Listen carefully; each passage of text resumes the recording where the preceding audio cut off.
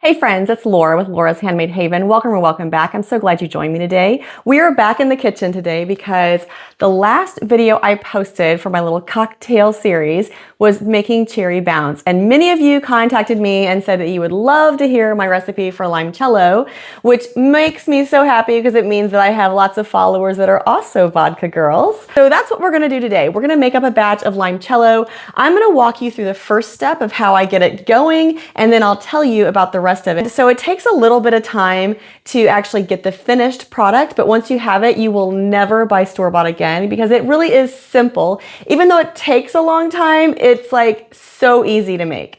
So you're gonna gather some things. You're basically gonna need some limes, somewhere between 8 and 10 limes. Yes, I said 8 to 10 limes. And you're gonna need about 750 milliliters of vodka. You're gonna need a quart canning jar or some sort of jar or container that you can put a seal tight lid onto. And then you're going to need a potato peeler. We need to get all of that lime peel off and into our jar before we can add our vodka. Now, in addition to that, I'm gonna give you a couple little tips on what I do with the leftover limes because we don't use any of the juice for this recipe, but that doesn't mean you can't use the juice in other things. So I also have my juicer and a knife just so I can cut the limes in half for juicing, and a measuring cup and a couple little ice cube trays that we're gonna pour that lime juice into. So gather up all that stuff and join me back here and I'll show you my trick for peeling our limes. So I just use a potato peeler and some limes. Now these limes, I'm gonna be honest and tell you that they're a little past the point that I would normally use them, but they're still gonna work okay. And I am gonna go ahead and roll them a little bit just because I am gonna juice them afterwards. And it's easier to roll these before you take the peeling off because it gets a little easier to squirt juice all over yourself if you wait till the peeling is off. So basically you're gonna take your potato peeler and you're just going to try to get that outer green layer.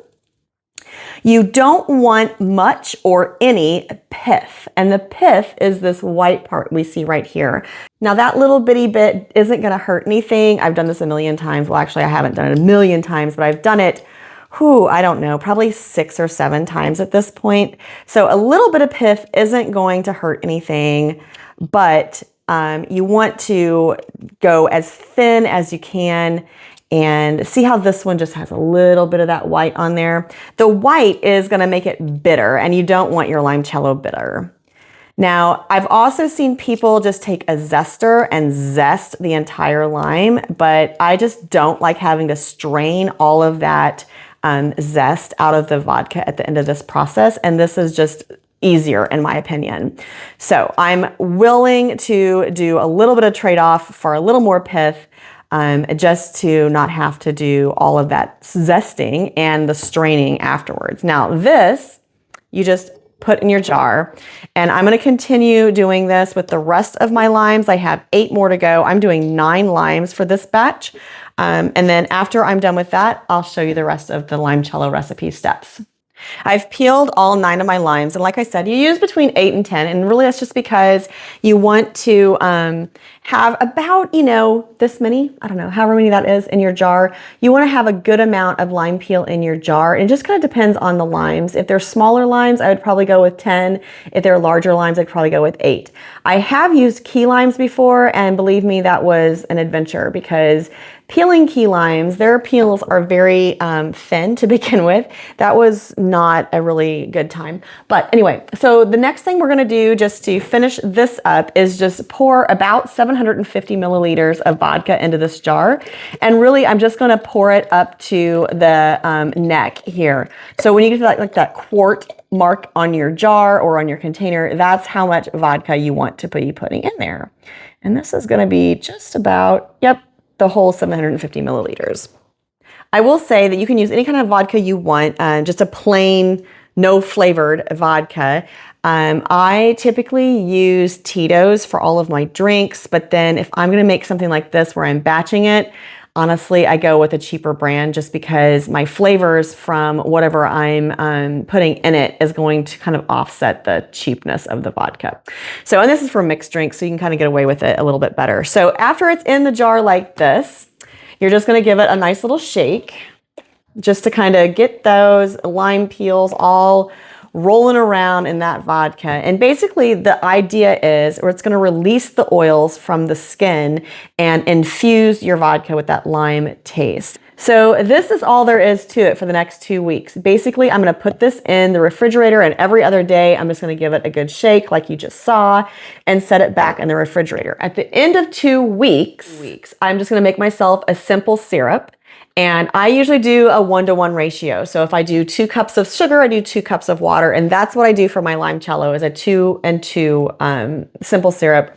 And you basically just put your sugar in a pan, pour in your water, let it completely dissolve. You can bring it to boiling just for a second if you want to. You don't necessarily have to. You just want to make sure that sugar is completely dissolved into the water. And then you take this and you strain it. So you strain all those peels out of your vodka. You mix your vodka and your simple syrup together. You pour that into a jar or a bottle or whatever you have. And then you let that sit in your refrigerator for another 2 weeks.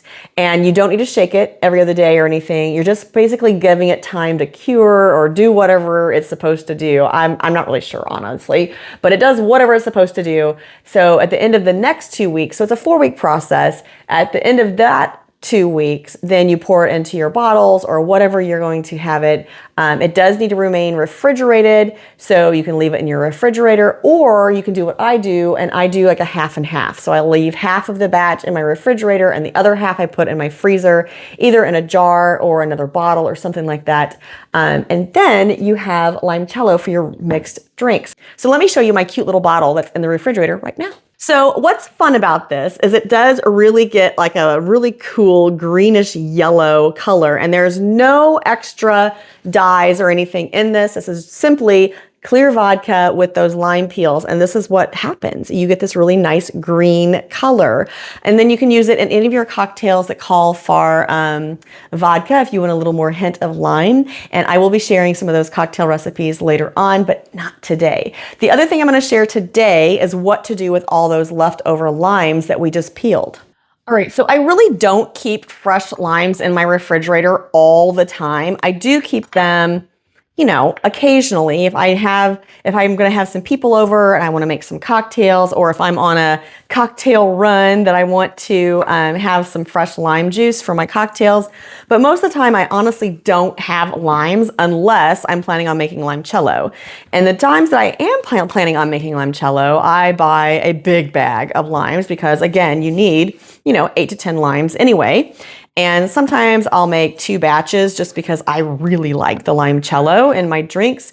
But you have all these leftover limes that you're not going to use, and you can't really put them back in your refrigerator when they don't have any peels on them, right? I mean, I guess you could, but I don't know. I just don't feel like I should do that. So what I do is I go ahead and I cut them all in half and I juice them all. So let me get a few juiced. If you don't have a good handheld juicer, I would encourage you to check this one out. I honestly have went through 2 other juicers and I kind of broke them. And I know my husband's like, how did you break the handheld juicer? And I'm like, I don't know. It was just, I put the lime in there, I squeezed, and it broke. And limes are a lot, harder, I guess, than some lemons and things. So I think that it takes just a little bit more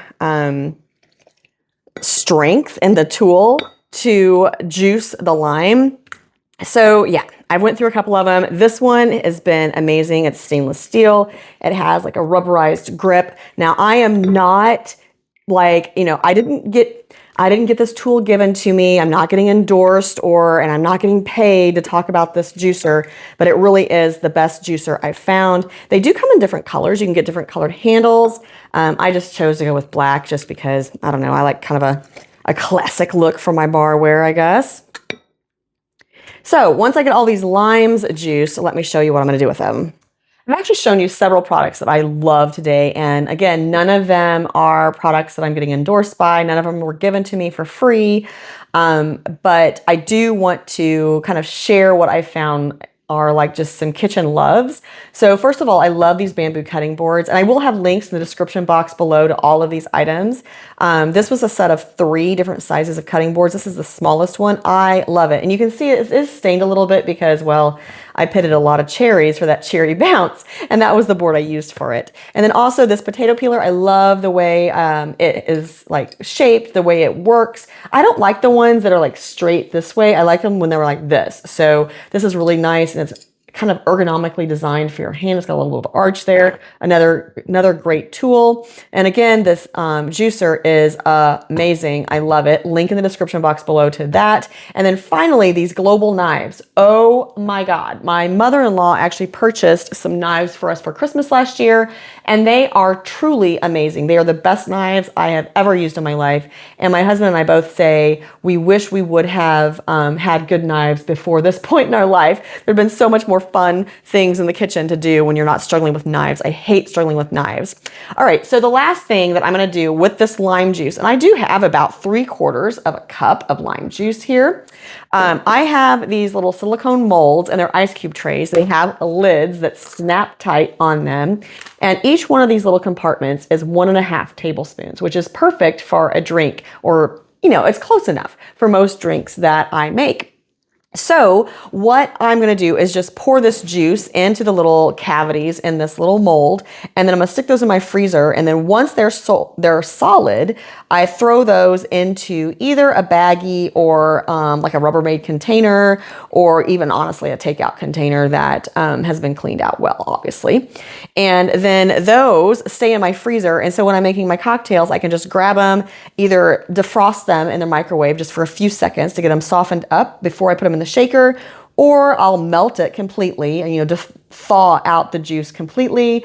Or sometimes, you know, you could use these just as an ice cube in your drink. And then as the drink melted the ice, then you would have enough, you know, that lime juice would start coming out into your drink, which would be really nice too. So like I said, these just snap tight onto the bottoms, and then these will be stacked and put in my freezer until they are frozen. So just for a quick wrap up, I'm going to go through the process for the limoncello. So basically the limoncello, you're going to need 8 to 10 limes, and you're going to use a potato peeler if you follow my lead. And you're going to peel your limes and try to get as little of the pith, that white part inside the lime peeling, as you can. And you're going to put all those peelings into a quart container, and then you're going to use 750 milliliters of vodka. Any brand is probably fine. Your favorite brand is probably what I would go with, or your cheaper favorite brand. And then pour the whole 750 milliliters into that jar with those lime peels. And then for the next 2 weeks, you're going to put it in your refrigerator. Every other day, you're going to give it a good shake and just set it back into the refrigerator. At the end of the 2 weeks, you're going to add in your simple syrup. Now, I use a 1-to-1 ratio, so I usually use 2 cups of sugar and 2 cups of water. Bring that to a heated, not quite boil, but a simmer on your stove, so all that sugar is good and dissolved, and it should be completely clear when you look at your simple syrup. Strain your vodka, so strain all of those peelings out of the vodka itself, and then add in your simple syrup. Now, I usually use my large measuring cup for that. I have one that's like 8 cups, one of those great big like batter bowls. And then you mix all of that together, and then pour that with a funnel into a jar or into another a couple quart containers. Either one is fine. And then you'll have about 2 quarts of limoncello at that point once you add your simple syrup into it. Put that back into your refrigerator, and then at the end of 2 weeks, go ahead and either leave it in those containers or pour it into a bottle or whatever you want to be able to serve it into. I typically leave half of it in my refrigerator and put the other half into the freezer, and it's going to stay good for a really long time. I haven't had any go bad on me, but it also gets, you know, used within a few weeks. So that's pretty much it. That is all you got to do for my type of limoncello. And I do have a recipe card down in the description box, so feel free to download that and print it out for your recipe binder that I hope you made with me for our little cocktail binder that we did a little ways back. And then don't forget, with that leftover lime juice, make sure you make either some lime juice cubes, or if you're going to use lime juice up pretty quickly, go ahead and just put it in a bottle, stick it in your refrigerator, and use it for your drinks. Whatever you, however quickly you think you're going to use that lime juice. But I don't typically use lime juice that quickly, not that much. So I just go ahead and freeze it into ice cube trays, and then I'll pop it into a different container to free up my ice cube trays, and just use it in my cocktails throughout the next few months, or however long the ice cubes last. That's pretty much the way it works at my house. So So that's all I had to share with you today. That's my basic limoncello recipe. There are definitely some different variations out there. Play around and see which one you like the best. I can tell you that I have made this at least 5 or 6 times at this point, and I've never been disappointed. I really do enjoy it, and I will share some of my cocktail recipes for the limoncello in some upcoming videos, so stay tuned for that. Until next time, find joy in all you do, carve out some time for crafting and creating, and remember, it's always better when you make stuff up.